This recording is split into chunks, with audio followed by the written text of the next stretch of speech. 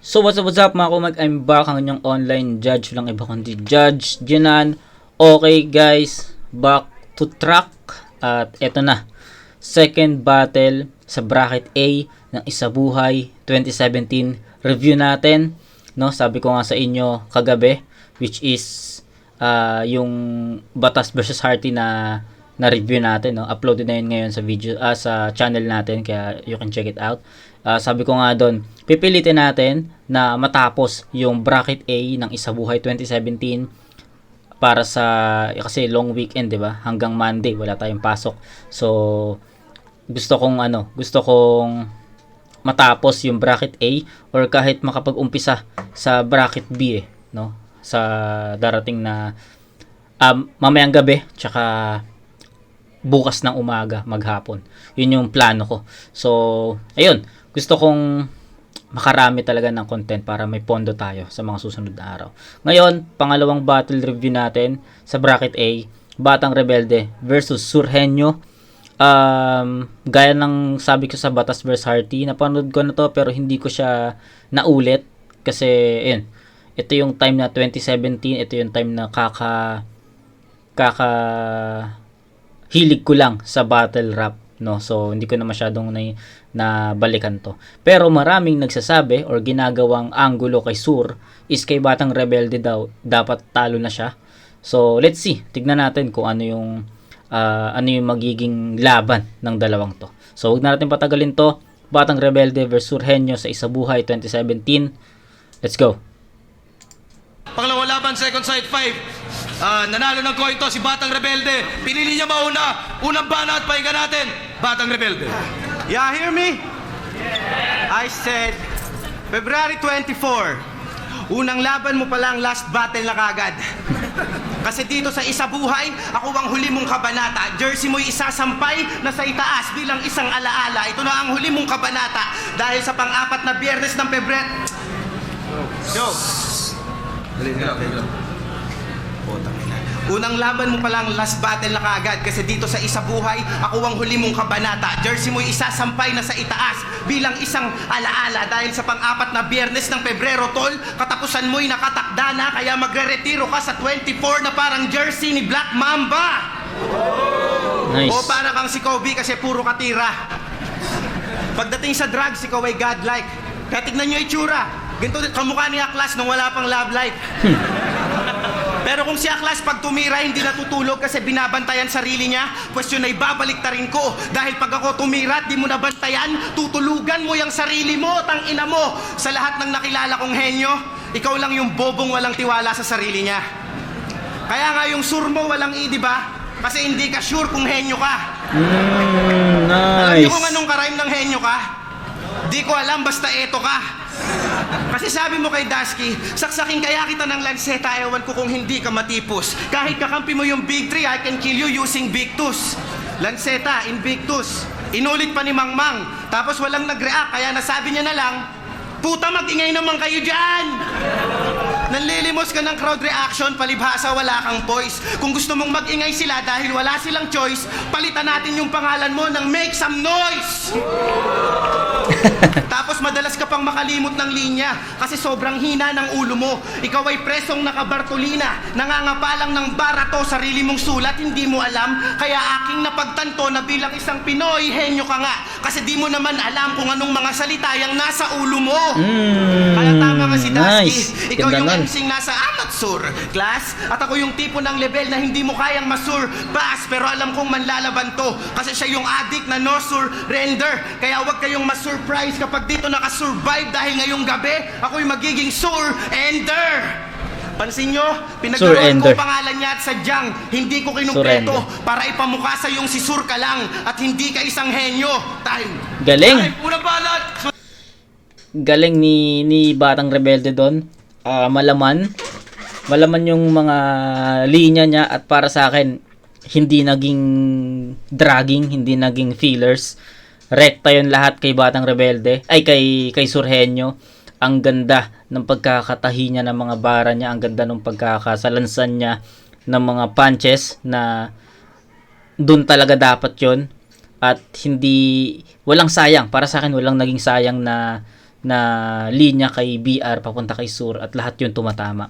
Ang ganda nung mga linya niya na yung nilaro niya, yung Sur Ender, tapos Pinoy Henyo, yung sa Pinoy Henyo hindi mo alam yung mga salita sa ulo mo. Basta ang dami naging content tuloy. Ang dami naging quotable si Batang Rebelde. At para sa akin, mabigat yung round 1 ni BR dito. So, tignan natin kung mababaliktad yun ni Sur sa round 1. Turelio, pakinggan natin ang Sumuay 2017. No? Yo! Game. Itong kalabang kong walang kwenta, magkakaroon na ng silbi. Cause I will smoke this beats tonight total. Wala pa akong sindi. Malalaman mo ang kaibahan ng malakas lang sa matindi. Sa isip mo, napatakbo mo ko. Pues sa laban na to, hindi. Game! Pinadaya mo ba ako, Enigma? Sa akin, magtapat ka nga. Kala ko ba 1-on-1 yung laban, ba't is kalahati itong tanga? Pero ayos lang, nandyan na yan. Total ikaw ang presidente. Para simulan ng pagbabago, dapat tapusin tong rebelde. Kaya tong si Batang Rebelde, hindi malayong magulantang, matabang, maasim, naaalatin sa mga salita ko na maanghang, tamis na lasa ng tagumpay. Malabo mong makamtan, mamamatay lang yan sa setup tulad ng tatay ng si Marwan. Ha? Utang ina. At ginulpi ka daw ng tatay mo nung nakatira ka pa sa 13. Kasi namatay yung ilaw ng tahanan nyo nung magsimula ka magrebelde. Akala ko namatay yung nanay mo nung malaman lamang ko leche. Nagleyas ka lang palang hayop ka, dala mo yung pambayad ng kuryente. Ha? Tangina mo, ito, ilang taon ka ng panhikpanaog dito sa entablado. Hanggang ngayon wala kang baon na kinakagat ng tao. Hindi ka man lang nahiya sa mga nagsasayang ng pagod. Paano ka naging rebelde kung wala kang maihandang pasabog? Ha? At lagi mo sinasabing magaling ka mag-basketball. Eh, anong pakialam namin? Magaling ka? Eh, bakit sa liga parang nasapawan ka nung Allen?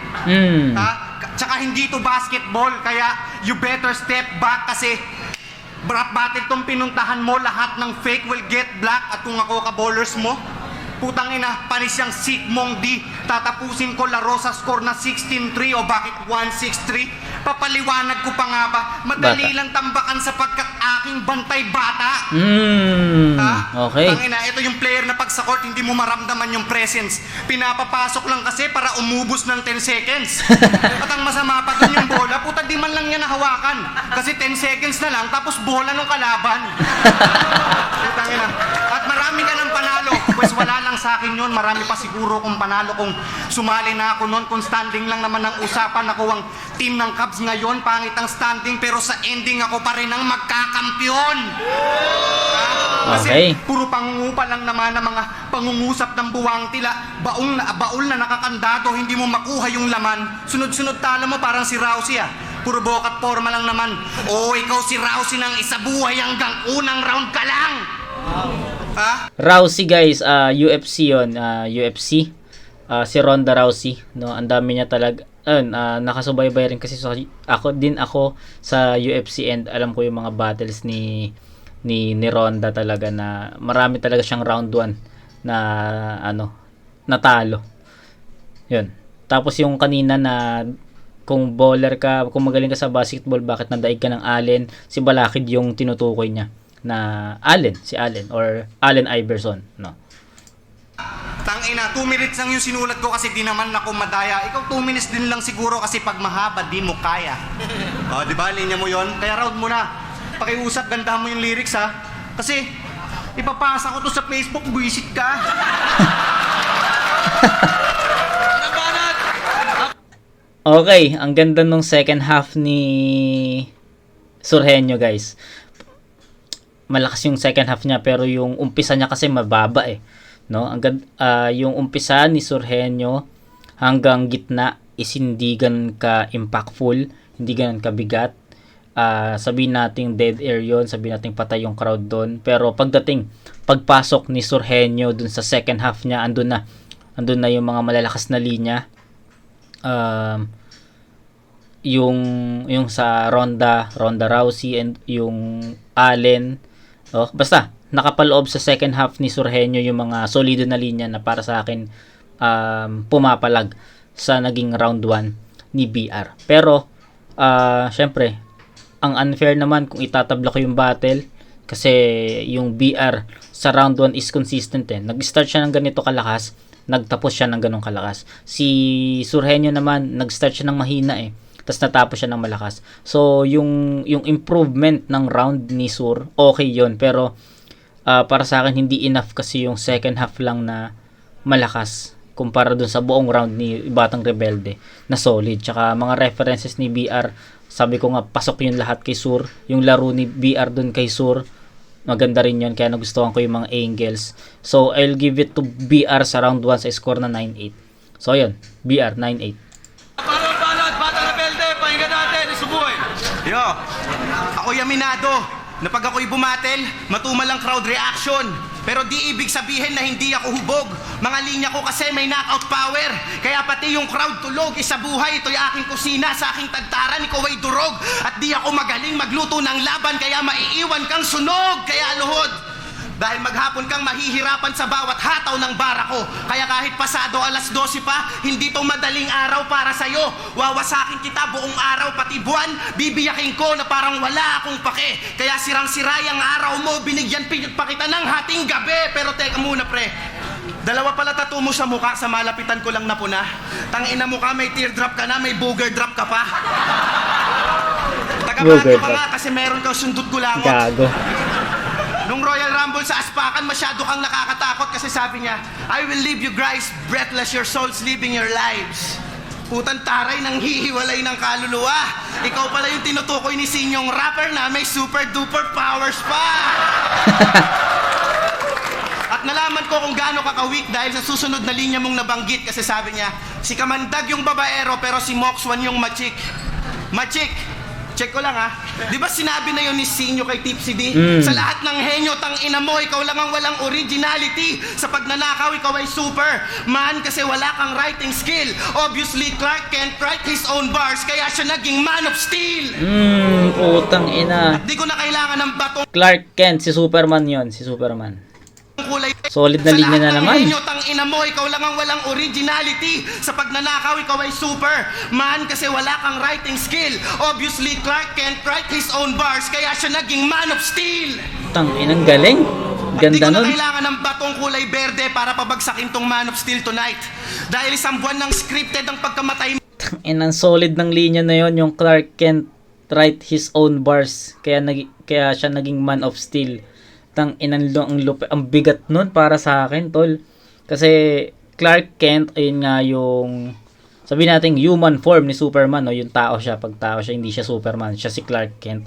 Pero ang ginawa ni Batang Rebelde doon, parang Clark tapos Kent na hindi kaya magsulat ng sariling linya, kaya naging Man of Steel. Si Superman, 'di ba, Man of Steel siya, 'di ba? Tapos yung steel na ginawa ni BR dito, steel na nakaw, no? So ang ganda nung linya na yun, sobrang nagustuhan ko yun. Ang bigat nun para sa akin. Ang ganda nung pagkakalaro ni BR doon. Sobrang lupit nun.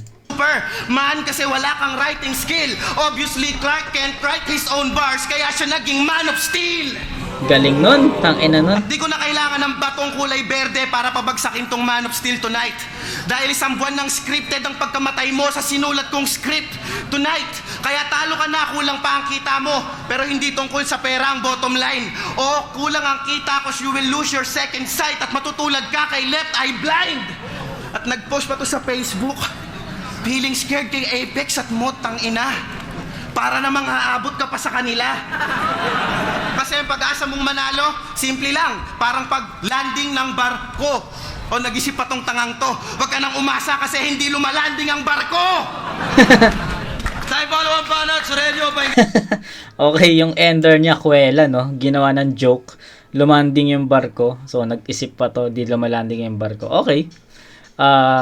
Cool. Yung ender niya parang, alam mo yun, yung hindi niya sinabay yung ender niya sa lakas ng mga previous lines niya. Parang binali niya na, okay, malakas yung ganito, end ako ng ganito lang. Parang ganun, no? Kasi in-end niya ng jokes eh. Diba? Pero yung content ni BR sa round 2 is superb, no? Lalo na yung Clark Kent write his own bars, kaya siya naging Man of Steel. ang ina tumatak sa akin yun, at para sa akin sobrang bigat nun. And tignan natin kung may magiging kasing bigat na ganong linya si Sur para mabaliktad niya or para makuha niya yung round 2 yung round 2 against BR. Kasi yung round 2 ni BR para sa akin same dun sa naging round 1 niya. Same ng level yon, yung mga yung content, yung writtens, yung mga angles is same no. Para sa akin hindi naman lumakas yung BR dun sa round 2 Same lang dun sa naging performance niya dun sa round 1. Kaya para sa akin okay pa. Kaya pang mabaliktad ni Sur to, pero tignan natin kung merong tatapat na linya si Sur dun sa linya na malakas ni BR. Okay? Let's go. Yo, ribat lang. Yung linya daw ni Sinyo, ginaya ko, hindi iba. Hindi ko nakasalanan nun kung matalino din sila. Ha? At saka, putang ina, tinitira mo yung taling ko, mas madami yung sayo. Mas agaw eksena lang yung sa akin kasi mas talented ako. Game? Tangina, sobrang haba mo mag-setup pero yung mga linya mo magaan. Buti pa yung titino si Lijan, maikli lang pero malaman. O baka magre-rebat na yan. Keso tinhikman ko si Loco, so predictable mo, bobo skills mo, parang titi niya, mukhang bitin kahit itodo. Ha? At putang ina, sabi mo sa isang laban mo, ibang klase akong manggulat, kaya kong mambasag ng pulo. Ibang klase kang manggulat, kaya mong mambasag ng pulo? Anong susunod mong sasabihin, kaya mong manghawa ng ubo? Gago, walang tangang naniniwalang may nababasag na pulo. Puta, kapag ako ng gulat, kaya kong mambasag ng bungo. Kaya ano, rebelde ka, pues. Ako'y sundalo na galing Baguio na sa loob ng bahay nyo lulusob. Pagpasok ko sa may pinto nyo, meron pang sound effects at usok.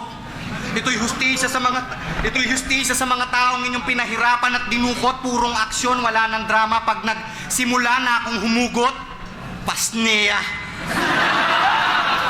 Hininga mo lang ang habulin mo pag tumakbo ka bata. Mabilis pa sa bullet train. Pag nagpaulan ako ng bala, mga tingga ko nagbabaga. Malabo yung sumala, parang speech lang ni Duterte ang... Ang angas nun. Mas mabilis pa sa bullet train pag nagpaulan ako ng bara. Ang angas nun kasi bullet train, no?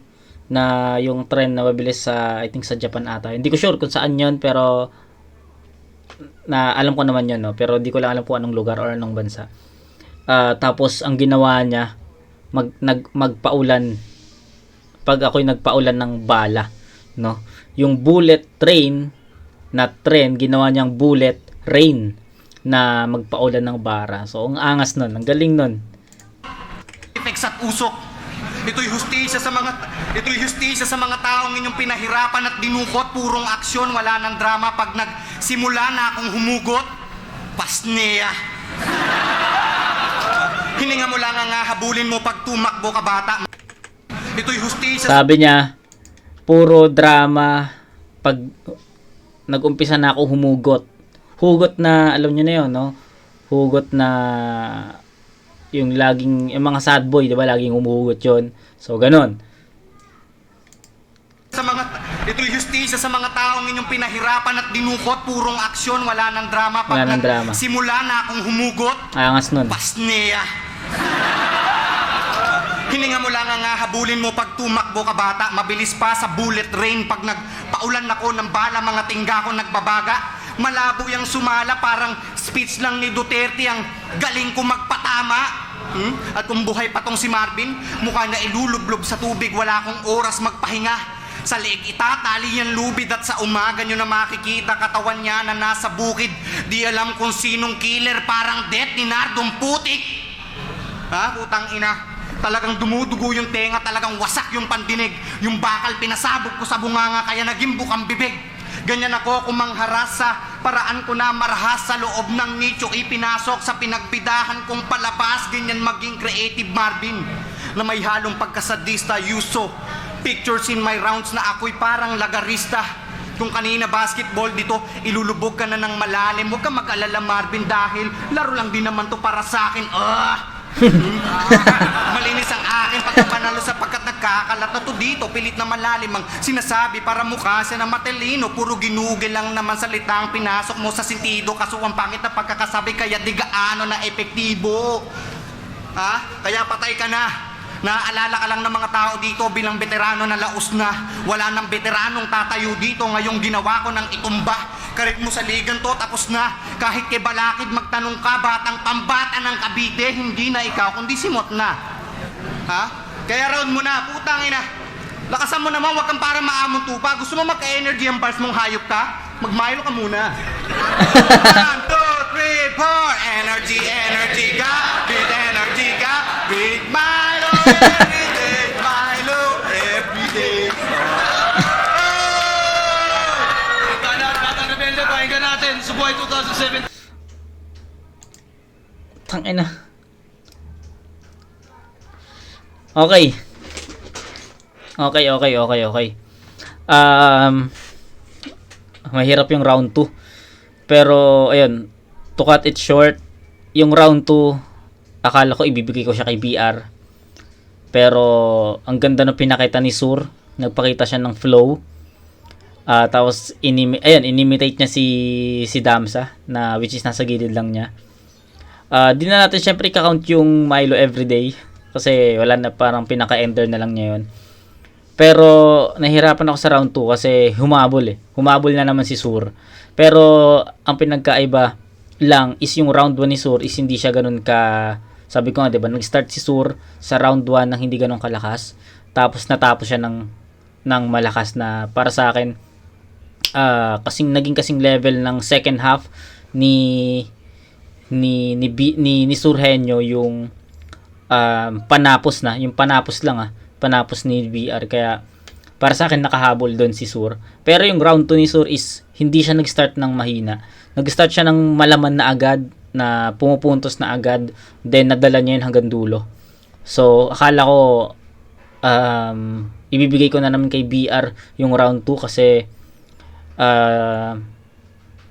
kasi nga naging ganun yung performance ni Sur sa round 2. Pero syempre kung babalikan natin yung round 2 ni BR is naging malaman din eh. Sabi ko nga 'di ba yung line ni BR na Clark Kent write his own bars kaya siya naging man of steel. Sabi ko nga 'di ba, if makakuha tayo ng kasing lakas na ganung linya sa round ni Sur, pwede nating ibigay na tabla yon, or pwedeng kung 2 or 3 na ganong kalakas is pwede nating ibigay kay Sur yung round 2. Pero anong nangyari? Para sa akin yung buong round ni Sur, hindi siya naging ganun kalalim. Yung mga punches niya kay BR, hindi siya naging ganun kalalim, hindi siya naging ganun kabigat.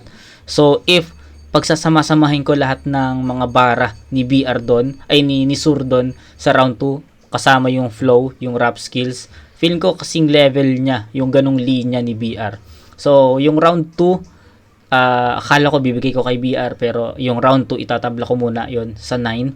So sabi ko nga, round 1 and 2 ni BR same ng level, hindi siya humina, hindi siya lumakas, same ng approach. Yung round 1 and 2 naman ni BR ni Sur rather, yung round 1 naman ni Sur ginawa kong 8, pero pagdating sa round 2 inangatan niya yon. So from 8 bibigyan ko rin ng 9 si Sur, kaya para sa akin tumabla si Surhenyo sa round 2. So round 1 BR, round 2 tabla. So may round 3 pa. Tangina, ang gandang laban to. 18-17, 1 point ahead lang si Batang Rebelde dito. Round 3 deciding. Butayin na yon. Yeah. Milo energy. Butayin na yon. Para lang ako nag-practice kasi yung bars mo di ko maramdaman, pare. Enigma, Grain Assault 8 pa rin ba? Kasi parang wala namang battle na nangyayari. Yung rap skills mo kasi pang beginner. Oo, gago, pang grade 1. Kaya mas batikan pa sa'yo yung mga asong Dalmatian. Kaya hindi ka dapat talaga Surhenyo. Dapat nagpulis ka na lang, Surhento. O kaya magtinda ka ng surbetes, total mukha kang surbitero. At meron akong kwento. Dati siyang taga Cavite na ngayon nakatira sa Baguio. Batanggenyo daw na may sanggerene at may dugong Ilocano. Talaga? Ba't mukha kang incheck? Kaya naman pala, gustong sakupin lahat ng lupa natin, palibhasa, taga China. Pwes papakainin kita ng lupa na may nakatanim na puno.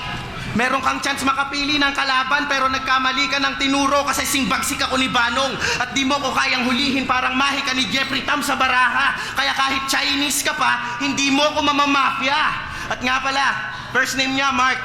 Kapangalan niya yung PBA superstar. Kaya kangkong ka sa akin all 3 rounds. Pero wag sanang ma-offend ang Hinebra fans kasi kumbaga sa AK, kumakasa. Pero wala tong ibinuga from the start. Laos na kagiwa, walang spark ang 47 nitong si Mark.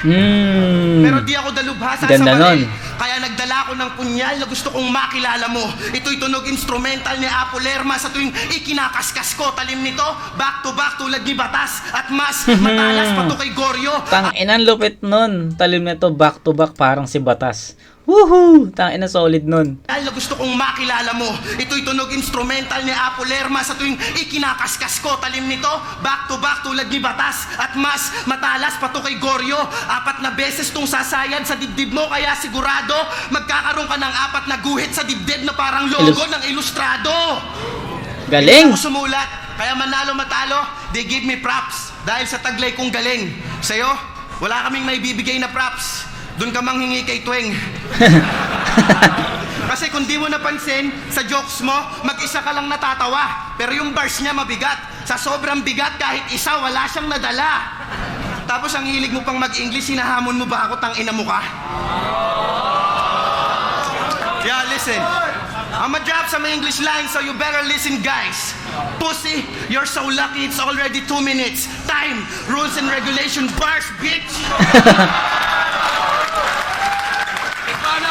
Galing, ang galing ni BR at para sa akin consistent siya all 3 rounds. Hindi humina yung round talaga ni BR.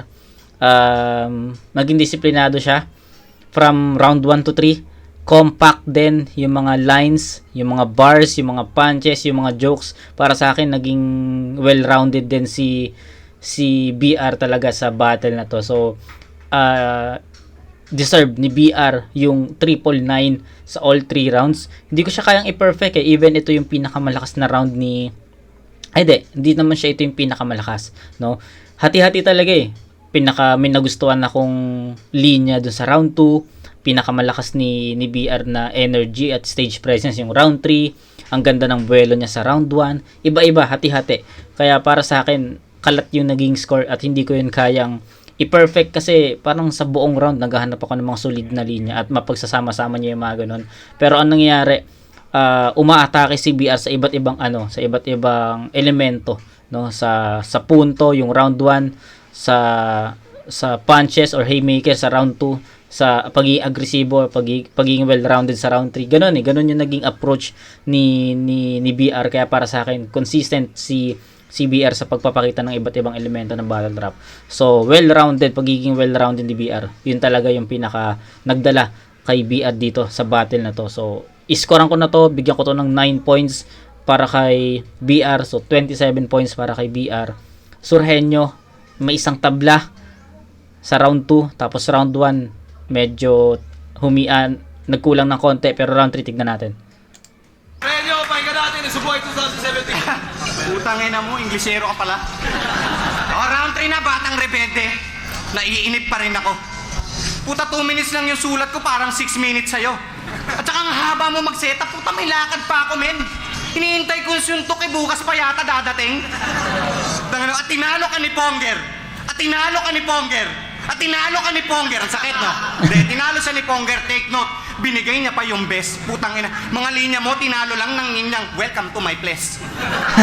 Tinalo ka ni Ponger, puta. Pangit na highlight yan sa career. Di na ako magugulat kung isang araw, puta, talunin ka ni Kahir. At nag-choke ka pa kay Ponger. At nag-choke ka pa kay Ponger. Puta, nawawalan na ako ng gana. Biruin mo, tinalo ka ng biro. Yun ang mapagbirong tadhana. Ba't mo kasi kinalaban yun, putang ina, kung di ka rin bano? Alam mo, mas rebelde yun sa'yo. Puta, tanam mo, galing mong tago. Ha? Tangina. At real talk, sobrang itim nitong si Marvin. Ganito ang kulay ng balat kapag sinunog ka ng rugby.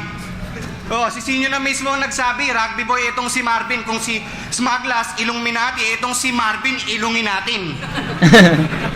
Pero puta, low waist gang na yan, puta, gamster Low waist gang na yan, kaya daw siya sumali doon. Saktong-sakto daw kasi, puta, wala siyang sinturon. Pero sige, ikaw na ang gangster, ako'y tahimik lang na fratman. Pero kabisado ko ang kalye at bawat streets ng mga ganglands. Marahil nga hindi to G mula sa fucking B-town, pero tonight I'll be a C to take a fucking B down. Kaya what's up, G? What's up, homie? Nagkamali ka ng kalaban cause you don't fucking know me. Total ngayon ay 24 at ito'y historic for me. Boto mo magkaka-zeros parang 5 rings ni Kobe. Ha? Kaya talo ka na kasi ikay rebelde lang na bata, kaya pambata pa lang ang utak. Ako ay rebelde na makata, kaya tawagin mo ako na Tupac. Mga letra mo, alakbang sa makatuwid, wala sa sukat. Tama lang na may bata ka sa pangalan kasi nga pangit ka pa kung sumulat. At saka di ko na dapat pang patulan ng katulad mong iba na sa laro. Kaso nga lang kailangan mo na yata matauhan na dito isa ka lang datihan na bano. Gusto ko lang palabasin, dito magaling ako ang bida sa taong to. Nagawa ko lumabas sa kahonan sa ngayon ng gusto ko lang palabasin, dito magaling ako ang bida sa taong to. Nagawa ko lumabas ng kahon sa ngayon ng sa ganon na ikaw naman na maikahon ko. Kaya sige takbo. Time, flip pa ba yan para sa laban na? Okay, yung round 3 ni Sur para sa akin same ng approach dun sa round 2 niya na nagkaroon ng flow. Nagkaroon siya ng flow doon, nagpakita siya ng rap skills doon. Pero para sa akin yung round 2 niya is yun yung pinakamalakas niya, yun yung strongest round ni Sur Henyo yung round 2 dahil yun nga iba yung iba yung flow niya doon may laman pero yung round 3 na flow ni Sur dito is wala, nag-flow lang siya, medyo nakulangan ako sa pinakapunto at pinakalaman ng ratings niya doon sa flow na nakapaloob doon sa flow. So nahirapan ako sa battle na to kasi pwedeng tabla, pero dahil sa isa buhay to, kailangan may manalo. Yung round 3 ni Sur, bibigyan ko ng, para sa akin kasi hindi siya naging katulad ng round 2 niya. So yung round 2 niya, yun yung strongest and I'm expecting him to beat that round, diba? Para maging 10 or para maging tabla sa 9. Pero hindi ko na-feel yung mga bara ni Sur Henyo sa round 3. Mas na-feel ko talaga yung mga bara niya dun sa round 2, no? Sabi ko nga round 3 dapat ayun yung pinakamalakas no? Para sa akin, sa preference ko lang naman kung paano ko napanood, kung paano ko nakita yung battle. So, I think round 2 is the strongest round for Sur Henyo. Round 3, malakas yun pero nagkulang ng konti para tumapat dun sa round 2 na performance niya. So, I'll give it 8 to Sur Henyo sa round 3. So, 8, 9, 8, 16, 25 points versus 27 ni BR. BR sobrang consistent, sobrang linis, sobrang well-rounded, nagjo-jokes, nagbabara, diba? Nagiging technical angles. Para sa akin, ayun talaga yung humatak kay BR. So, round 1, BR yon. Round 2, humabol si Sur doon. Actually, yung round 1, pwede ring tabla yun diba? Pero I'll give it to Batang Rebelde sa dami niyang angles. So, yung paglalaro niya pa ng pangalan kay Sur, no? Yung Sur Ender, diba? Yung mga ganun. Yung Pinoy Henyo, na maganda yun tumatak yun sa akin. Unlike kay Sur, medyo di ako nakapag-generate ng mga linya ni Sur na tumatak sa akin Round 2, lumakas si Sur Henyo, alam kong lumakas siya doon. Humabol si Sur doon at para sa akin, pinaka naging quotables doon or pinaka highlight niya doon yung flow niya, pag spit niya, 'di ba? 'Yun, maganda 'yon.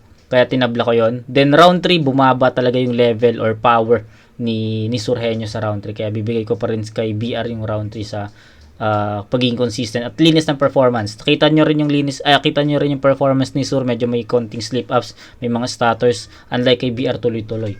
So 'yun, 27 to 25. Actually, pwedeng all 3 rounds kay BR. Pwedeng, ito yung mga possible votes, no? I'll go for BR. No? I'll go for BR sa score na 27 to 25. Pero ang pinaka-score ko, round 1 and 3, BR yon. Pero ito yung mga possible. Kung meron mang bumoto kay BR, ito yung mga possible. All 3 rounds or sabihin nating round 3. Round 3. Ang pinagbasehan. Yun lang. Pero para sa akin, sa preference ko, sa nakita ko, sa napanood ko, sa napakinggan ko, round 1 and 3, kuha ni BR yun. Sa 27 to 25.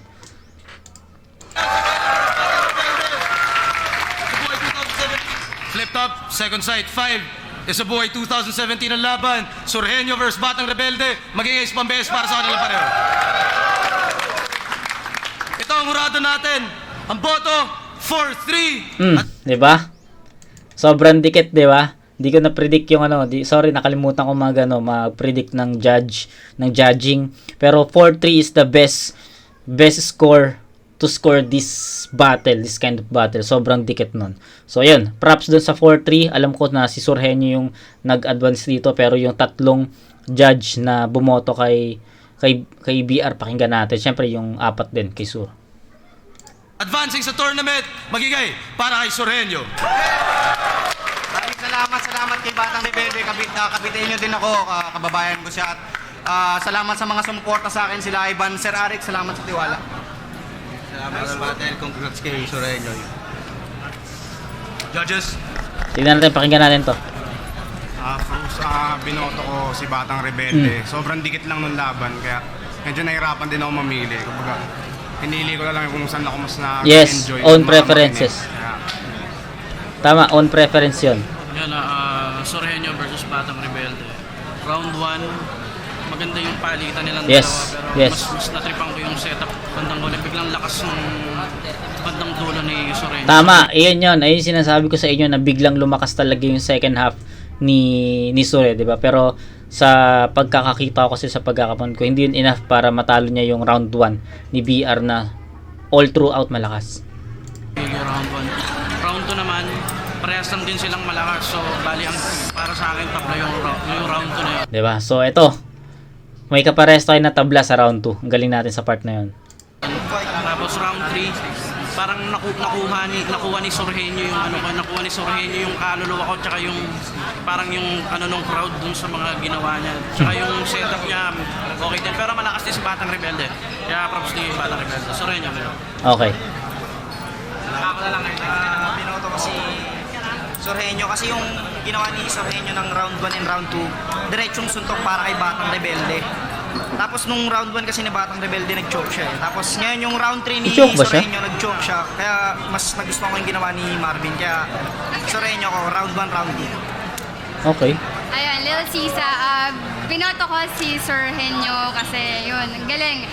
Round 1 to 3 niya, ang galing niyang bars at saka yung pagpapatawa niya at saka hanggang gustuhan ko yung papasok ko to sa Facebook.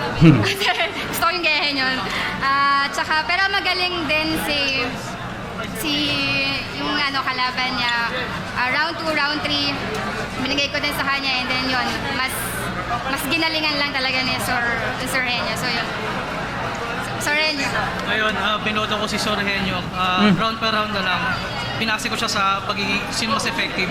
Round 1 at round 2 binigay ko kay Surhenyo. Tsaka kasi mas tumatak yung mga sinasabi niya, lalo na yung sa Bantay Bata. Sa round 3, mas nagustuhan ko yung dala ni Batang Rebelde, kaya binigay ko yung round 3 yung Batang Rebelde. Okay. Halos tigit lang yung laban, pero mas nagustuhan ko yung style ni Batang Rebelde. Yes. Yung paglalaro niya ng salita. 2 and 3 binigay ko kay Rebelde. Okay. Ilaya Cartel Uprising. Binoto ko si Batang Rebelde. Maliit lang sobra yung pinagbasihan ko. Sobrang effective ni Surhenyo. Pinagbasihan ko na lang yung smoothness tsaka yung daloy na mas maganda. Kaya props sa kanilang dalawa. So, ayun. Ang pinaka story ng judging is own preferences na lang talaga kasi sobrang dikit at deserving naman pareha si either way yon kumbaga. So, yun, yung marami nagsasabi 'di ba na ginagawang angulo kasi kay Surhenyo sa mga battles niya na napanood ko na dapat daw kay Batang Rebelde talo na siya. Alam ko yung plasma. Hindi, mali. Sorry. Ayun, maraming angles kay Sur na dapat kay BR pala talo na siya. And so, ang naging story pala ng battle is own opinions ng judges, own preferences ng mga judges, and I agree dun sa mga sa mga punto nila, no. Even panalo si Sur, hindi naman tayo pinahiya ni Sur sa finals ng Isabuhay 2017, 'di ba? Sobrang ganda ng laban na pinakita niya doon. Pero etong round 1, no, naging dikit para sa akin, naging dikit siya, and ang vote ko is ayun, BR rounds 1 and 3. Pero yun, may kapares tayo na tabla si Damsa. Props kay Sir Damsa. Shoutout kay Sir Damsa, siya pala yung unang flip top battle MC na nag-subscribe sa channel natin way back 2022. no? Yung nag-uumpisa pa lang tayo. So maraming salamat. So ayun, tapos na tayo sa dalawang battle sa Isa Buhay 2017. Mamaya trabahuin na natin yung Acer, tapos yung Fukuda kung sakali, no? Kung kakayanin. Maganda to, Fukuda 6 threat to, tapos Acer Elvis ata tong isa. No, hindi ko na kasi iba yung cross out eh. Burang-bura talaga yung pangalan eh. Diba? Pero ayun, kita-kits tayo sa third review natin mamayang gabi siguro, no? After ko magsimba. So pahinga lang muna ako ngayon, upload, tas ligo, alis, tas pagka-uwi, ano na ulit, content na ulit, okay? So ayun, yun yung routine natin palagi tuwing linggo kasi ngayon eh. So ayun, kita-kits tayo sa next na review mga kumag. Peace out.